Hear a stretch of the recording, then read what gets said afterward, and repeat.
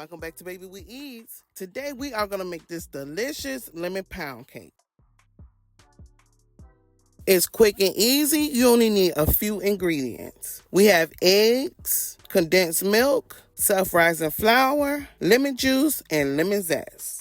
The first thing we're going to do, we are going to add our eggs to a large mixing bowl. Next, we're going to add in our condensed milk. We are going to whisk our eggs until they are fully incorporated into our batter and our batter is uniform. You want to make sure that you scrape down any sides of your bowl. Next, we're going to add in our flour and we're going to whisk until our flour is fully incorporated and no lumps of flour is remaining. You could use a mixer to mix your batter, but you want to use your mixer on low so that you do not overmix your batter. We're going to add in our lemon juice and our lemon zest, and we're going to gently stir until they are evenly mixed in our batter. We're going to pour our batter into our prepared dish. We're going to bake for about 45 minutes or until the cake is done. To check for doneness, we're going to insert a toothpick and it should come out mostly clean. Your cake should also bounce back. We're going to let our cake cool fully in the pan before removing it from the pan. And next we're going to glaze our lemon pound cake. You can make your own lemon glaze with a cup of powdered sugar and 1 to 2 tablespoons of lemon juice. But you want to use a tablespoon at a time to come to your consistency that you like in your glaze. Today we made a quick and easy lemon pound cake. I want to thank you for watching Baby We Eats. And if you like this video and you want to see more like this, don't forget to like, comment, and subscribe.